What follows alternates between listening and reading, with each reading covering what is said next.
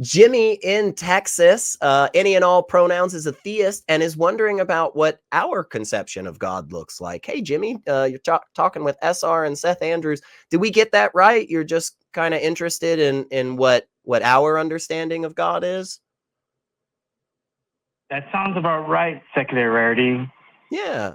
I'll shout kind of mine first, and I'll let Seth explain how he views it. But for me, like, because I'm no longer in the state of accepting this proposition of a God, right? I'm always in the boat of saying I don't actually have a conception of God that I stick with on a regular basis because I'm not the believer. I just tend to graft onto whoever I'm talking to and what their conception of God is. And I'm comfortable with doing that because basically I'm just trying to play your game with all your equipment. You know, you said, "Hey, we're going to play baseball." I said, "Great, let's play baseball." And then if you ask me like, "Well, how do you play baseball?" I'd be like, "Well, it's kind of your job to tell me. You're the one that brought the game."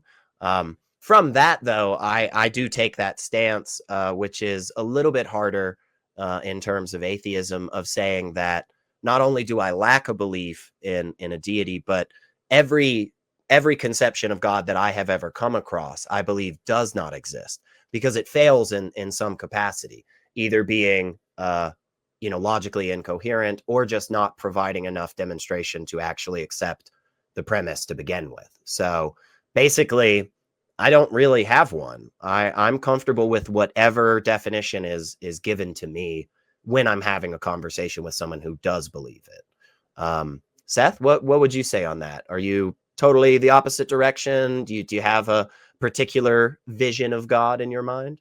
Well, my default is probably going to be, the Christian God, because I spent 30 years in the faith. So when someone says God, I usually sort of jump into Christianity as a reflex. These days, when I think of God, I